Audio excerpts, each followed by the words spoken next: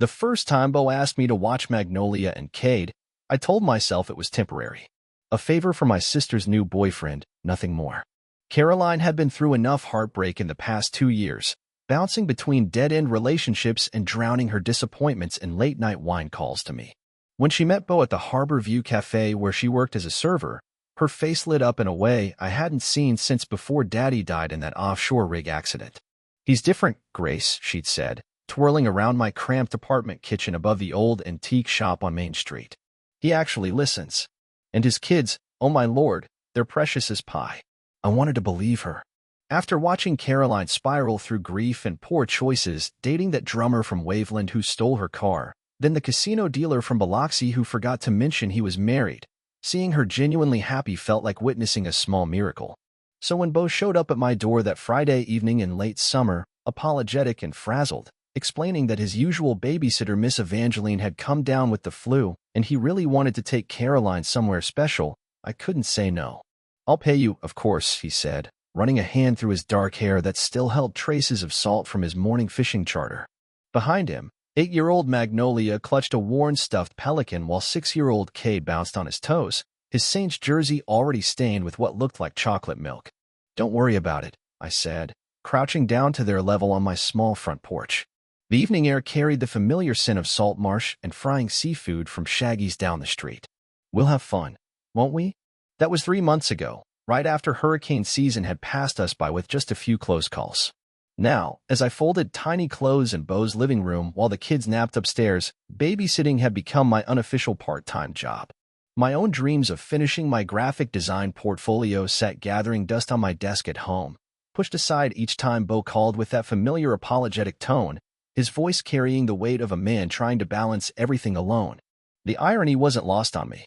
I'd moved back to Bay St. Louis specifically to focus on my career after years of taking care of everyone else, first Mama during her cancer treatments, then Daddy after his accident changed everything, then Caroline through her wild phase after the funeral. But seeing Caroline truly happy for the first time since we'd buried Daddy in the Hancock County Cemetery made every sacrificed evening feel worth it. Bo was a good father. I could see that in how Magnolia and Cade talked about him, how they lit up when his truck pulled into the driveway after a day out on the water. He ran fishing charters for tourists during the day and helped his brother Remy with their family's seafood business in the evenings. He was patient with their questions, present during dinner, and genuinely tried to balance work with parenting. But he was also overwhelmed, a single dad trying to navigate dating while raising 2 young children in a small town where everyone knew your business. "You're a lifesaver, Grace," he'd say each time he returned from his dates with Caroline, usually carrying takeout from the reef as an apology for coming home late. His accent carried that particular Gulf Coast lilt that made even apologies sound like music. I began to notice things about him during those brief exchanges, how he remembered that Magnolia preferred her po' boy sandwiches without tomatoes, how he always asked Cade about his day at Bay Elementary before anything else, the way his shoulders sagged with exhaustion even as he smiled, the careful way he spoke about his ex-wife, Tiffany, who had left when Cade was barely 3, running off to Atlanta with some insurance salesmen she'd met at the casino. "Daddy says Mama needed to find herself," Magnolia had told me once while we colored pictures of dolphins and shrimp boats at the kitchen table.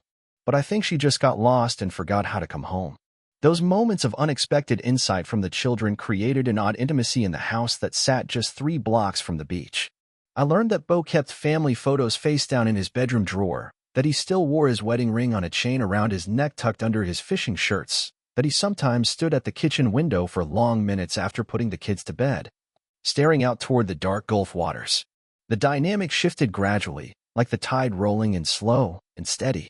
What started as desperate pleas for babysitting help became casual requests for my opinion on school events or Magnolia's newfound interest in art. Bo began staying home some evenings when I was there, working on charter bookings at the kitchen table while I helped with homework, creating a strange domesticity that felt both natural and forbidden. "You're good with them," he said one evening in early October, watching me braid Magnolia's long blonde hair before bed. The windows were open, letting in the sound of nightbirds and the distant crash of waves. "They're easy to love," I replied, immediately regretting the intimacy of the admission. But even as I found myself drawn into their little family unit, the external pressure was mounting like storm clouds gathering on the horizon. My savings were dwindling without steady freelance work, and several potential clients had moved on to other designers when I couldn't meet their timelines. My best friend, Jolene, had stopped calling after I canceled our plans one too many times to babysit. "You're living someone else's life," she'd warned during our last conversation at the Blind Tiger, nursing her third beer while I checked my phone for messages from Beau. "What about your dreams? What about that portfolio you've been working on since college?" The question haunted me, especially when I watched Beau and Caroline together. They seemed genuinely happy. Caroline glowed with new confidence, finally looking like the vibrant woman she'd been before life knocked her down. Beau appeared more relaxed than I'd ever seen him, laughing at Caroline's stories about difficult customers at the cafe, his whole face lighting up when she walked into a room. But there was something I couldn't quite place, a distance in his eyes even during their most affectionate moments, like he was trying to convince himself of something. Everything changed on a Tuesday evening in November when the first real cold front of the season blew through. Beau had asked me to watch the kids while he took Caroline to dinner at Half Shell Oyster House in Biloxi, their 3-month anniversary, he'd said with a smile that didn't quite reach his green eyes. I'd arrived early to help Magnolia with a school project about Mississippi Gulf Coast history. "Can I put you on my family tree?" she asked, carefully writing names in the blank boxes with a purple crayon. "I think this is supposed to be about your real family, sweetheart," I said, though my heart clenched at her innocent question. "But you feel like real family," she said matter-of-factly, the way children do when they speak truths adults spend years trying to understand. "More than Mama ever did." After they left for dinner, Caroline looking beautiful in the new dress she'd bought with her tip money, I helped the kids with baths and bedtime stories. Kate insisted on reading me his favorite book about a fishing boat captain who saves a dolphin, while Magnolia showed me her latest drawings of our adventures, stick figures of us building sandcastles, catching crabs, and watching the sunset from the pier. Once they were asleep, I settled in the living room to work on my portfolio, hoping to finally finish the logo design I'd been struggling with for weeks. I was searching for my phone charger when I opened Beau's desk drawer and found the small velvet box nestled between fishing license renewals and school permission slips. My hands trembled as I stared at it, a sick certainty settling in my stomach like the time I'd eaten bad oysters at the shrimp festival. I opened it with shaking fingers, revealing a beautiful solitaire diamond that caught the lamplight like captured moonbeams dancing on water. A ring meant for my sister. But instead of joy for Caroline, I felt something twist painfully in my chest, sharp as a fishhook. When had I started wanting Beau to look at me the way he looked at her? When had these children begun to feel like mine to protect and cherish? When had I fallen in love with a man who was planning to propose to my sister? I closed the box and put it back, but the damage was done. The knowledge sat in my throat like a stone, making it hard to breathe the thick Gulf air that suddenly felt suffocating in the small house. Beau came home alone that night, his face pale and drawn, his usually perfect hair disheveled like he'd been running his hands through it. "Where's Caroline?" I asked, though I dreaded the answer, my voice barely above a whisper. "She had to leave early," said Jolene, called with some kind of emergency. He looked exhausted, older somehow, the lines around his eyes more pronounced in the harsh porch light. "How are the kids?" "Fine. They're asleep." I gathered my things quickly, needing distance from the box I knew was hidden in his desk, from the weight of my unwanted feelings pressing down on me like humidity before a storm. "Grace, wait." His voice stopped me at the door, my hand already on the screen door handle. "We need to talk." "About what?" My heart hammered against my ribs like a trapped bird. "About this." He gestured between us, around the house with its comfortable chaos of children's toys and family pictures. "About what this has become." My heart hammered against my ribs. "I don't know what you mean." "Yes, you do." His voice was gentle but certain, carrying that same steady confidence he used when guiding nervous tourists through choppy waters. "And so do I." The admission hung between us like Spanish moss in still air, heavy and inescapable. I wanted to deny it, to protect Caroline and preserve the fragile happiness she'd found after so much pain. But the truth was written in every evening I'd spent in this house, every small gesture of care, every moment when we'd felt like a family instead of just a babysitter and her employer. "She's my sister," I whispered, the words barely audible over the sound of wind chimes on the porch and distant music from the harbor. "I know." He stepped closer, and I could smell his cologne mixed with salt air and something uniquely him. "God, Grace, I know. And I've been trying to convince myself that what I feel for Caroline is enough, that it's real. But then you walk through that door and—" "Stop." I backed away, my shoulder blades hitting the door frame. Don't do this to her. Don't do this to me. Don't do what? Tell the truth. The truth is that you're planning to propose to my sister. I found the ring. The words fell between us like a sudden squall, changing everything in an instant. Bo closed his eyes, his shoulders sagging like a sail losing wind. I bought that ring because I thought I should. Because Caroline is wonderful and kind and deserves to be loved completely. Because I thought if I could just make myself feel the right things. He opened his eyes, looking directly at me with an intensity that made my knees weak. But I can't propose to her when I'm in love with someone else. The words I'd longed to hear felt like a betrayal of everything I'd sacrificed for Caroline's happiness. You can't do this to her. And I can't do this to you. Or to Magnolia and Cade, who ask for you every morning when they wake up, who've started setting a place for you at dinner without being asked. He stepped closer again. Grace, they love you. I love you. And pretending otherwise is destroying all of us. What about Caroline? Caroline deserves honesty. She deserves someone who loves her completely, not someone trying to convince himself she's enough when his heart belongs to someone else. Before I could respond, footsteps creaked on the stairs. Magnolia appeared in her pink pajamas, rubbing sleepy eyes and clutching her stuffed pelican. Miss Grace? I had a bad dream about a big storm. Will you stay and make sure the house doesn't blow away? I looked at Bo, then at Magnolia's trusting face, and felt the careful walls I'd built around my heart crumble completely like a sandcastle at high tide. Of course, sweetheart. Let's get you back to bed. As I tucked Magnolia back into her bed decorated with seashells and mermaids, she whispered, I hope you never leave us, Miss Grace. We need you more than anything. The next morning brought the confrontation I'd been dreading like a Category 5 hurricane. Caroline arrived early, having driven straight from wherever she'd spent the night. But one look at her face told me there had been no emergency with Jolene. We need to talk, she said, her voice steady but her eyes red-rimmed. She was still wearing the new dress from last night, now wrinkled and stained with what looked like mascara tears. Bo had already left for his morning charter, taking the kids to school first. We sat in his kitchen with its view of the harbor, the morning light harsh and unforgiving as it streamed through the windows. Caroline had helped him pick out new curtains for just last month.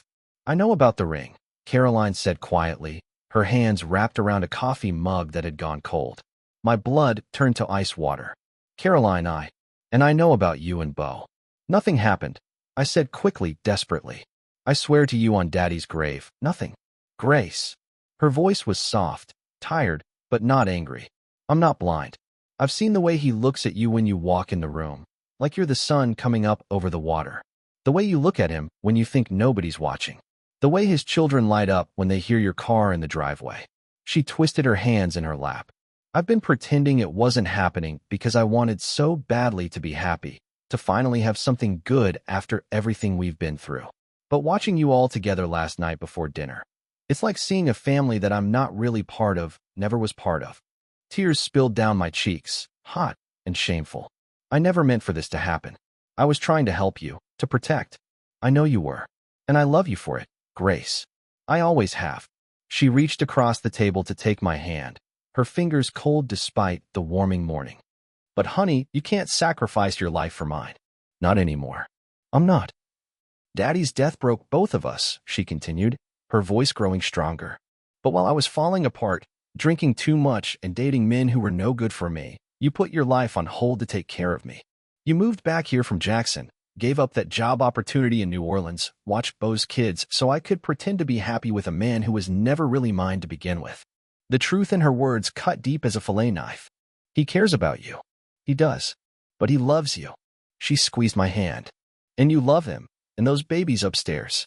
I can see it in everything you do, the way you remember Cade likes his grits with extra butter, how you always bring Magnolia those art supplies she's always wanting, how you know their bedtime routines better than I ever did. What kind of sister does that make me?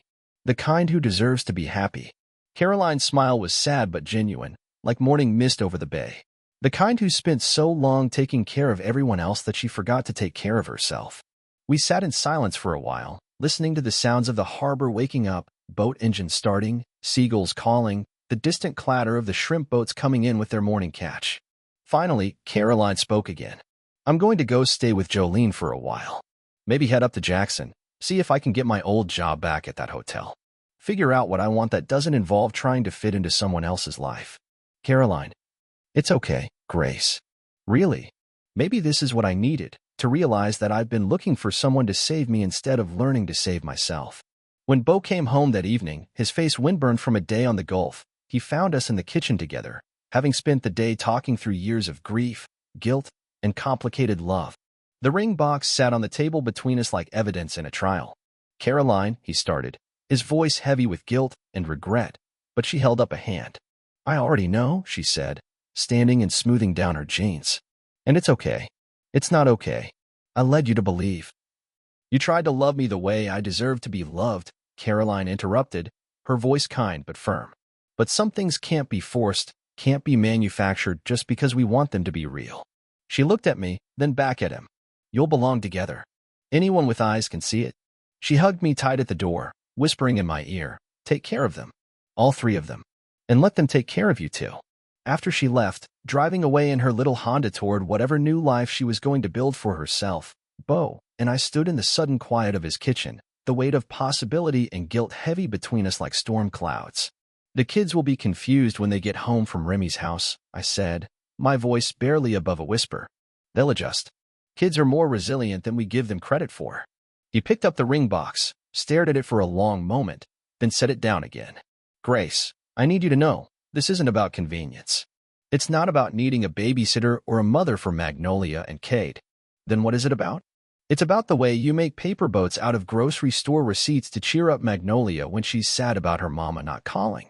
It's about how Cade saves his best fishing stories for you because you listen like every word matters. He stepped closer, his voice growing softer. It's about how I find myself looking forward to coming home for the first time in years, how this house only feels like a home when you're in it. And what about the guilt? What about Caroline? Caroline will find her own happiness, real happiness, not the kind that comes from settling. And the guilt, we'll carry it until we don't have to anymore. He touched my face gently, his calloused fisherman's hands surprisingly tender. But Grace, I can't keep pretending that what we have isn't real, isn't worth fighting for. When Magnolia and Cade came thundering through the back door 20 minutes later, Sandy and sun-tired from a day with their Uncle Remy on the shrimp boat, they found us standing close together in the kitchen, something different in the air between us. Is Miss Grace staying for dinner? Cade asked hopefully, already digging into the refrigerator for his afternoon snack. If she wants to, Bo said, looking at me with eyes full of hope and uncertainty. Can she stay forever? Magnolia added with the innocent directness of childhood, tugging on my hand. Please? I drew her a picture of our family. I looked at these two children who had become so precious to me, at the man who had somehow become my home, and felt something shift inside me like the tide turning. For months, I'd been living in the margins of someone else's life, convincing myself it was temporary, that my own dreams could wait indefinitely. But maybe this was my dream. Maybe family wasn't something that happened to you by accident. Maybe it was something you chose, something you built with daily acts of love and commitment and showing up even when it was hard. I'd like that very much, I said, and watched as Magnolia's face broke into a grin bright as sunshine on the Gulf. That night, after the children were in bed and we'd talked on the phone with Caroline, who sounded lighter already, excited about a job interview she had lined up in Jackson, Bo and I sat on his back porch, talking about the future with careful honesty. The night air was crisp for November, carrying the scent of salt and fish and the lingering smoke from someone's barbecue pit down the street. We agreed to take things slowly, to let the kids adjust to the new dynamic, to make sure Caroline had the space and time she needed to build her own life. The ring went back in its box, a symbol of intentions that had never quite fit, of trying to force love where it wasn't meant to grow. I want to do this right, Bo said, his arm around me as we watched boats move like distant stars across the dark water.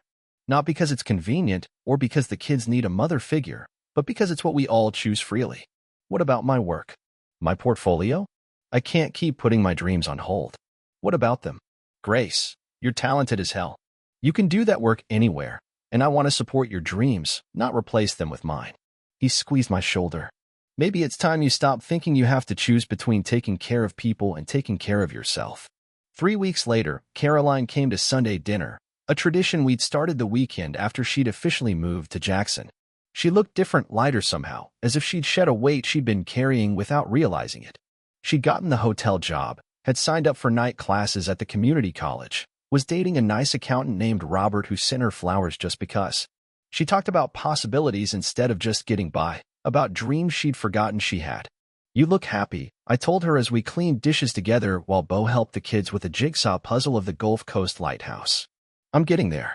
She glanced toward the living room where Magnolia was explaining her puzzle strategy with intense concentration while Cade tried to sneak pieces into the wrong spots just to make her laugh. "Y'all look happy too." "Really happy. It still feels strange sometimes. Like I'm living someone else's life." "Bit strange or bad strange?"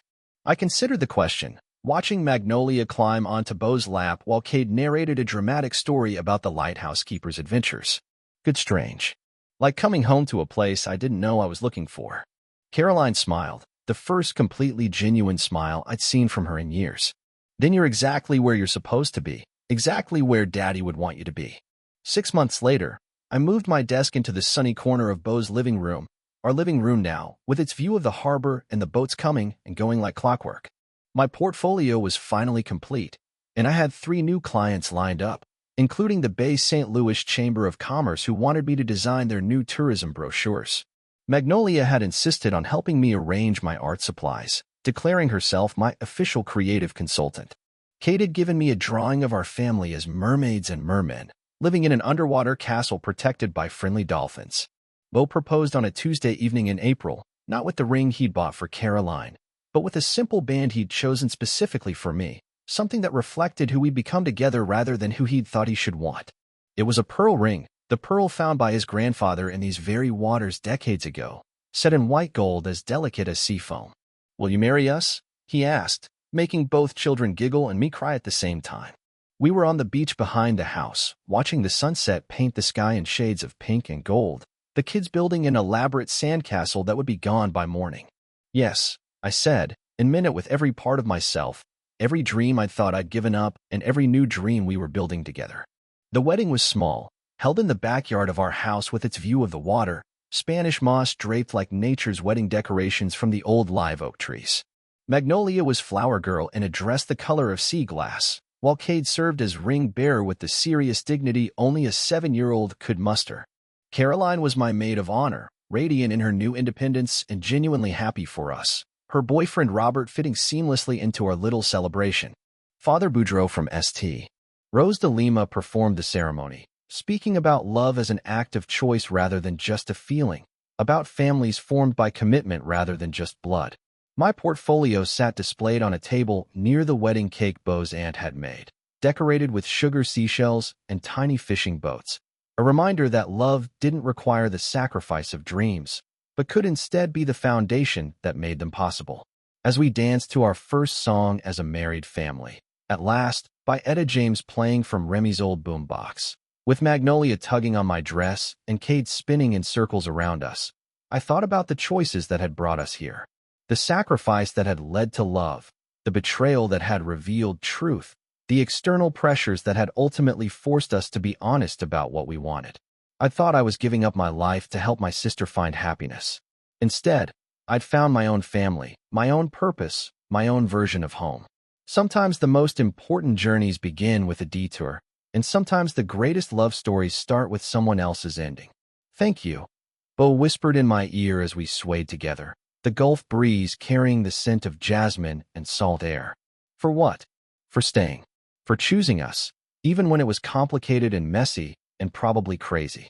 I looked around at our gathered friends and family. Caroline laughing with Jolene, Remy trying to teach Robert how to crack crabs properly, Miss Evangeline keeping watch over the kids as they chased fireflies in the gathering dusk. Thank you for being worth staying for. The sun was setting behind the water, casting everything in that magical golden light that only happens on the Gulf Coast, when the air itself seems to shimmer with possibility. In a few hours, the guests would go home, and we'd clean up the remnants of our celebration. Magnolia and Cade would need baths to get the sand and cake frosting out of their hair, and tomorrow would bring the ordinary magic of our daily life. Homework and charter bookings and small arguments about whose turn it was to feed the hermit crabs they'd adopted as pets. But tonight, in this moment, we were perfect in our imperfection. A family built not on traditional foundations, but on choice, on daily acts of love, on the courage to be honest about what we wanted and what we were willing to fight for. "Dance with me too," Magnolia demanded, tugging at both our hands with sticky fingers. And me, Kate added, not to be outdone, already abandoning his firefly chase. So we danced, all four of us together, as the stars came out over the gulf and the music played, and our future stretched ahead of us like the endless horizon, uncertain but hopeful, complex but true. The ring box that had once represented a life I'd feared to want now sat empty in a drawer, replaced by something far more valuable, a love that had been chosen, tested, and earned. Later that night, after everyone had gone home and the kids were finally asleep, exhausted from excitement and sugar, Bo and I walked down to the water's edge. The beach was quiet except for the eternal sound of waves and the distant call of night birds. The moon was full, casting a silver path across the dark water that seemed to lead all the way to forever. "No regrets?" he asked, taking my hand as we stood where the waves met the sand. I thought about Caroline, happily building her new life in Jackson. About the portfolio that had finally launched my freelance career. About Magnolia and Cade sleeping peacefully in their beds, secure in the knowledge that they were loved and wanted. About this man beside me who had learned to love honestly, completely, without reservation. None, I said, and knew it was true. This is our story now, messy and beautiful and entirely our own. The waves rolled in and out in their ancient rhythm, carrying away the old hurts and bringing in new possibilities with each tide. Tomorrow would bring its own challenges. There would be storms to weather, both literal and metaphorical, growing pains as we learned to be a family, the daily work of loving each other through ordinary moments and extraordinary ones alike.